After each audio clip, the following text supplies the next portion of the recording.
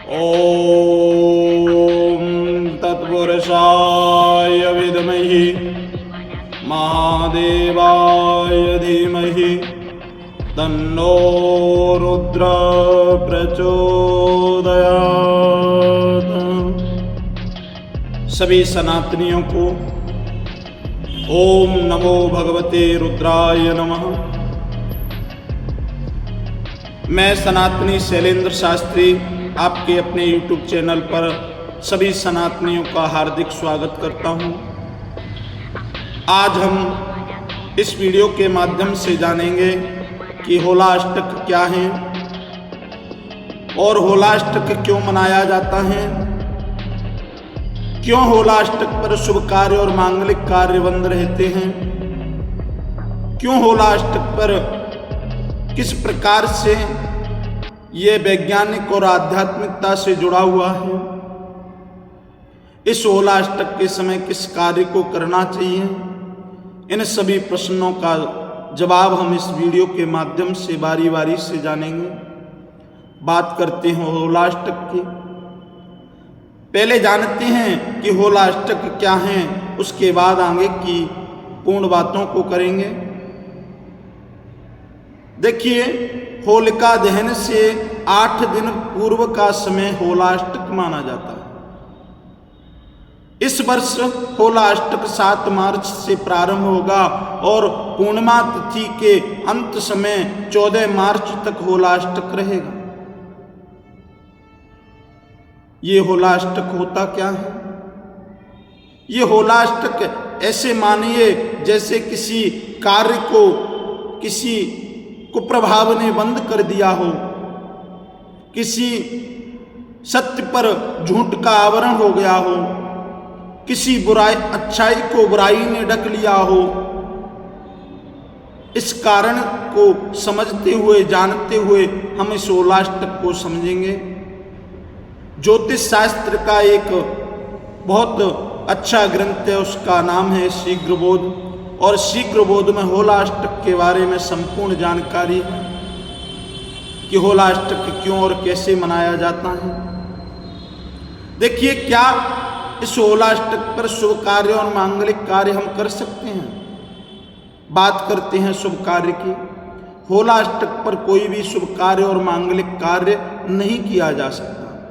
कारण है इसमें, क्योंकि इस समय सभी जो ग्रह होते हैं अपने कुप्रभाव में होते हैं, अपने क्रोध में होते हैं, संपूर्ण प्रभाव को लेकर उग्र प्रभाव में रहते हैं। और जब देव उग्र प्रभाव में हो तो भक्त पर उसका उग्र प्रभाव पड़ता है। इसलिए इस दिन शुभ कार्य मांगलिक कार्य बंद रहते हैं। अब बात करते हैं कि होलाष्टक के पीछे वैज्ञानिकता क्या जुड़ी हुई है। देखिए, हम आज और कल के नहीं हैं, हम सनातनी अनंत काल से, आदि काल के प्रारंभ से इस धरा को संभाले हुए हैं। हम सनातनी हैं, हम नश्वर नहीं हैं। सनातन का कभी नाश नहीं होता। सनातन सिर्फ पथ को साफ करते हुए जो सनातन को मानता है, सनातन उसे गोद में ले लेता है, और जो सनातन को नहीं मानता, सनातन उसे नष्ट कर देता है। कभी सनातन नष्ट नहीं होता। तो हम सनातनी अनन्य वर्षों से, सहस्त्र वर्षों से ग्रहों के बारे में जानते हैं, प्रभावों के बारे में जानते हैं, और हम किसी भी कार्य को बिना वैज्ञानिकता के नहीं करते। होलाष्टक के पीछे भी हमारी एक मानसिकता है, वैज्ञानिक मानसिकता है। देखिए, इस समय होलाष्टक के समय आप देखिएगा कि ग्रहों का परिवर्तन, ग्रहों का कुप्रभाव, ग्रहों का उग्र प्रभाव रहता है, जिसके कारण मौसम में परिवर्तन हो जाता है।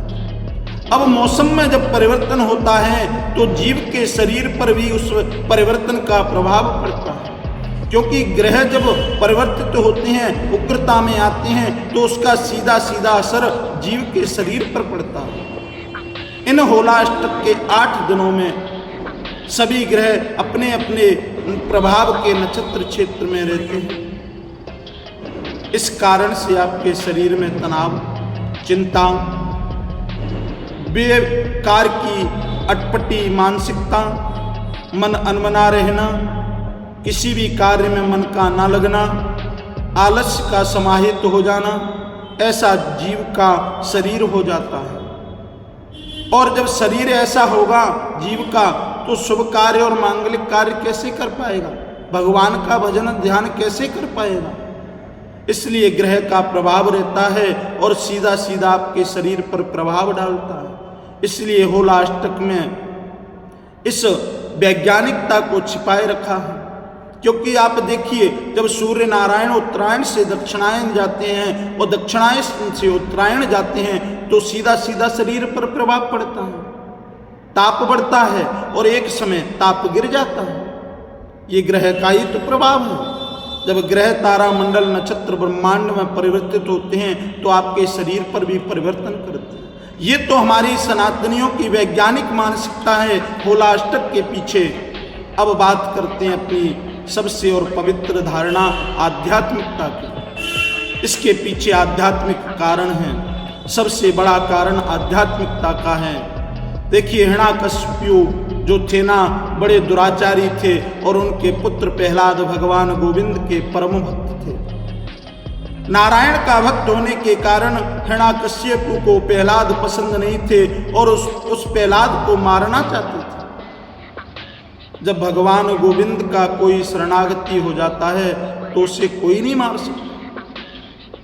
हिरण्यकशिपु ने नाना प्रकार के योजन तैयार किए, लेकिन प्रहलाद का बाल वांका नहीं कर पाए।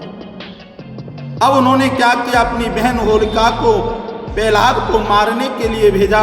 सारे राज्य में 8 दिन पहले सूचना हो गई कि भक्त प्रहलाद को हिरण्यकशिपु की बहन अपनी गोद में बिठाकर अग्नि में समन कर जाएंगे।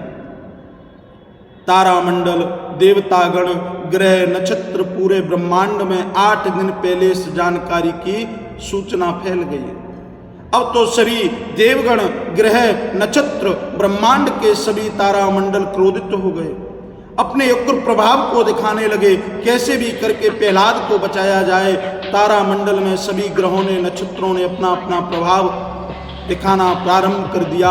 और गोविंद की कृपा से क्या हुआ कि सभी ग्रहों ने मिलकर एक ऐसा रचना रची कि जिस होलिका को वरदान था अग्नि में न जलने का, आज वही होलिका अग्नि में जल गई और भक्त प्रहलाद बच गए।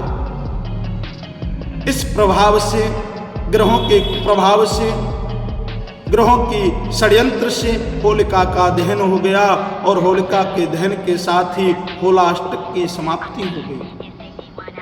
ये होलिका दहन के समय होलाष्टक का आध्यात्मिक कारण है। जब ग्रह आपके प्रभावित हैं, देव आपके रुष्ट हैं, तो आपका शुभ कार्य और मांगलिक कार्य में वो आपके साथ नहीं होंगे।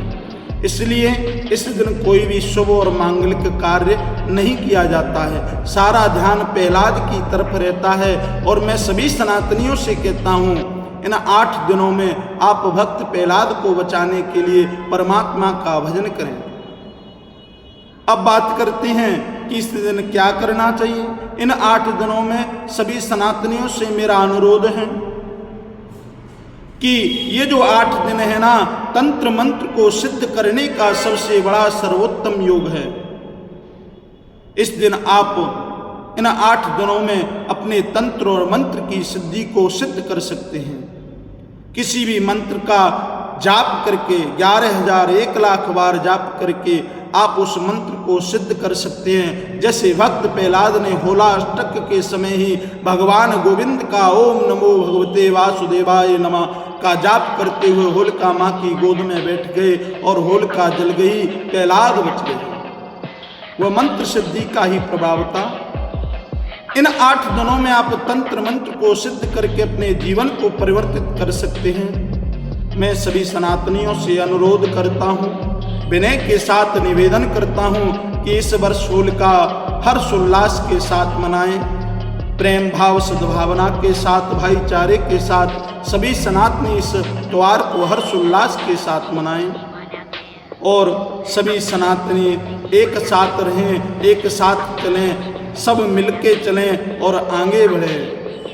ओम नमो भगवते रुद्राय नमः।